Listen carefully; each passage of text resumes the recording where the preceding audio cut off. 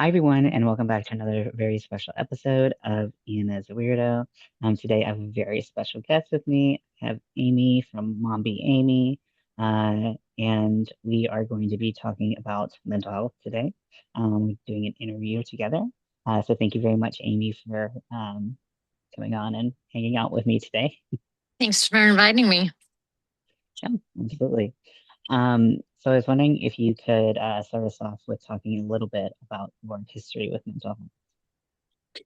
So, my in a nutshell, um, story with mental health. I started having anxiety when I was a child, and I was always told, "Oh no, it's nothing. It's nothing. You're just excited. You're just, it's just this, it's just that." And my parents would always blow everything off.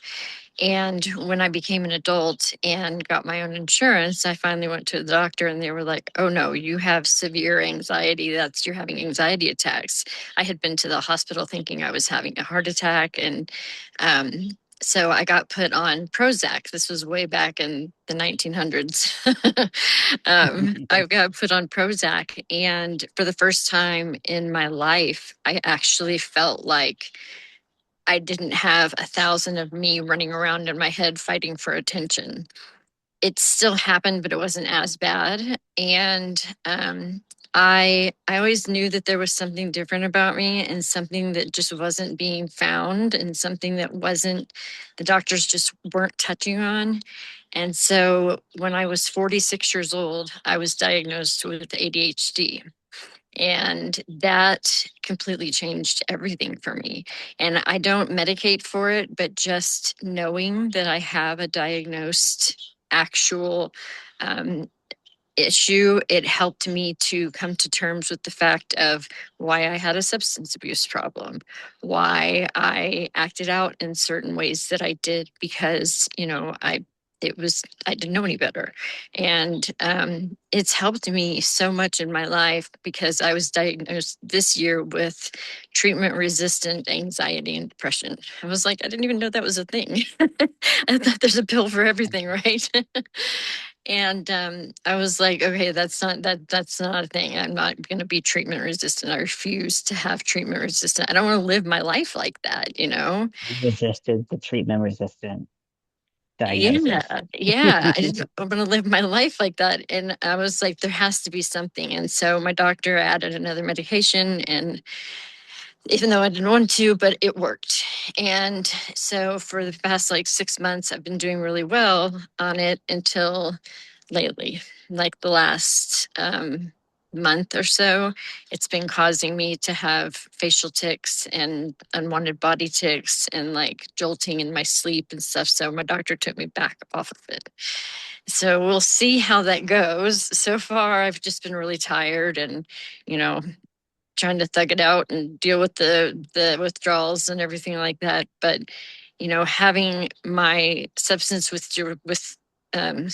abuse history, I've gone through so many withdrawals of so many different kind of medications and drugs and alcohol and all that kind of stuff that it's just like another day to me to have to take, stop taking something or add something new.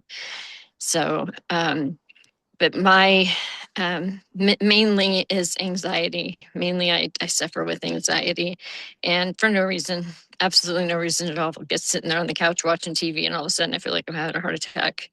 And I have medication that I can take for it, but I try not to. I only take it when I absolutely have to. But I've only been hospitalized once for mental health, and it was a miscommunication between my doctor and what I was trying to get across to him. I was trying to ask him what was the point of me taking so many medications. This was years ago when I was diagnosed with liver cirrhosis. I said, "What's the point of me taking all these medications if I'm going to die anyway?" And he took that as me saying I wanted to die and told me I had an hour to go check myself in or he was going to call the police on me. So that was not very fun. I got to spend Thanksgiving in the psych ward at that That's one year. that's definitely tough. That's yeah, Yeah. when you're not heard, Hmm. very difficult. Yeah. Um, so I know for many people, addiction and mental health issues are so closely related. And I feel like sometimes it's like a chicken or the egg situation.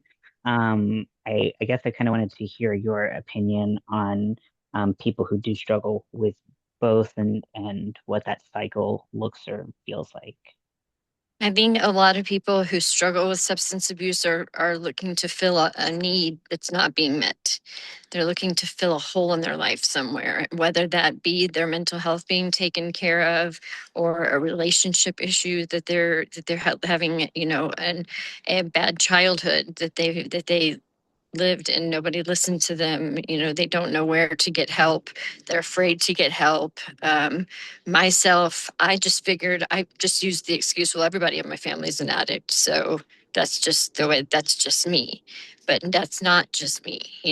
I've made it better and I've been sober for 10 years now because I refuse for that to go on in my family with my children. And I already see a difference in their mental health than how mine was when I was their age. So that's been a positive thing for them. Oh, definitely. Mhm. And you've been giving back to your recovery community for a long time. And can you share what that's like to I'm sorry, my brain was just like, nope, I Okay. too have ADHD. So you've been giving back to your community for a long time. Can you share what that's been like for your recovery? I got a job working as a coach. It's kind of like a therapist, but the way that I describe it to people is a therapist works on your past, works on your childhood traumas. I work on your now. I work on your goals and your future and your now. And, I want to hear about your weekend and how so and so did you wrong. Your therapist doesn't want to hear that. That's not what they're there for. And so I'm the opposite. I'm the other end to that. And sorry, one of my kids came outside. And so I would meet with people, meet them where they're at. If I have to go to a treatment center to meet them, if I have to go to a hospital, their home, meet them on Zoom, over the phone, over text, whatever's more comfortable for that person, and just talk. And I just want to hear what they have to say and what their goals are and how can I help you attain those goals. I'm not doing it for you, but I've been there and I've walked that road and I can share some of my story with those people and share for them what worked for me and what has worked for people that I've worked with in the past. And then, they don't have to take my advice, of course, but it's just suggestions. And I help people try to find their way out of addiction just like I have. And it's not the same for everybody. I have some people who have been sober as long as they were one of my very first clients and they're still sober and we're really good friends now. And then there's some that still are back in treatment for the 87th time and it's just not clicking yet. It's just not there yet. They have to want it. So Yeah, absolutely. I think that that's like the polar ends of like the people who are like one and done in their recovery and their treatment and moving up and feeling better. Um, to the people who like relapse is, an unfortunate part of what they have to experience several times before something right, something clicks and they're able to um, move to a different, way of thinking. So that yeah, was how I was. I relapsed. I don't even know how many times over the years when I was trying to get sober. And what finally clicked for me was them telling me that I'll die if I drink anymore. And I have stage 4 liver cirrhosis. That'll hit you. yeah, So I managed to, you know, get a therapist, get a coach. I still talk to my coach every week, my own coach, and I'm 10 years sober. It's not over. I'm not recovered. And we talk about everything, addiction, mental health, what's going on in my life, just, the same thing I used to do for people. So it's really cool. I enjoy it because talk therapy never really worked for me with a traditional therapist because they would sit there and look at me like I was traumatizing them with my stories. And so at least with my coach, like she's been there, done that, got the t-shirt and nothing really surprises her. So that's nice to have. And, we can talk about just about anything. And she's held to the same HIPAA laws that a doctor is or the therapist is. That she can't go telling people what I say unless it's harm to myself or to someone else. So that's nice knowing that, I can tell her my secrets. Yes, very important to have that safety. So is there anything you'd like people to know about mental health or addiction? And what would you say to someone who's going through a tough time right now?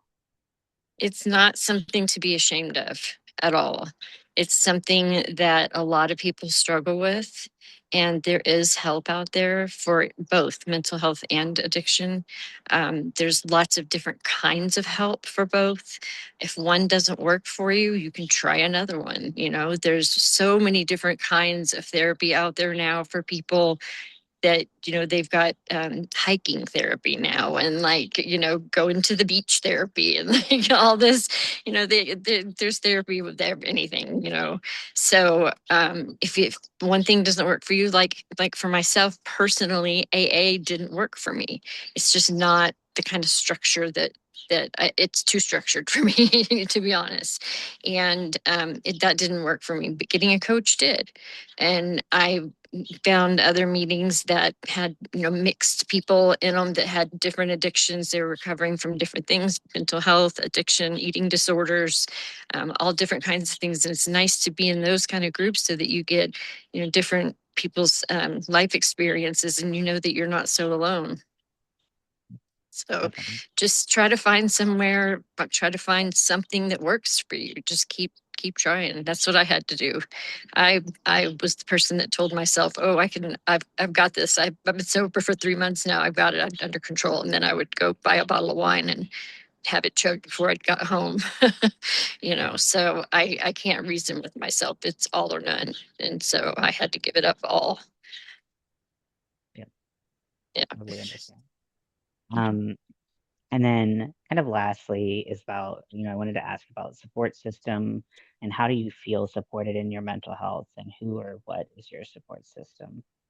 Right now my support system is really good. Like I've got my coach, I've got my husband. Is We've been together for since Jesus was around. And so um we talk about everything. He gets to hear all the tea and everything like that. And when I have an issue, I can go to him, and I'm not going to fight about if I'm telling him I'm feeling anxious and I don't know why. We can just talk about things or go for a walk or whatever. So I feel pretty supported. I would like to experiment or try some more different kinds of therapies. Colorado has a few alternative therapies that have recently become legalized, and I want to try some of it so that maybe that's my deal. Maybe that's what will help me not be not fixable, whatever the word treatment resistant, you know. So I'm always open to any kind of anything. I used to be closed minded and like nobody can ever help me, and I'm just a lost cause, but I'm not, and I'm happy, and my life is good. And 10 years ago, I had my 3 kids and my husband living in a 2-bedroom apartment, and we were on food stamps and still couldn't even afford our bills. And now we have a home, we have our cars are paid off, we go on vacations, we do nice things because I'm not spending all of our money on drugs and alcohol. So it's very nice. And it's good to have a good support system. Absolutely. I think what you mentioned is for me is absolutely been correct for my own journey in recovery. Is that getting out of that mindset that you're unfixable and you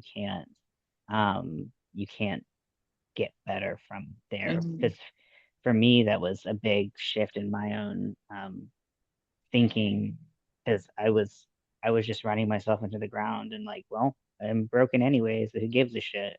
And you know, it there's what it's one thing to be like your treatment's more difficult. We're having a harder time finding your treatment. You're treatment resistant. All of those words to like you can't be fixed and you are gonna feel this terrible forever.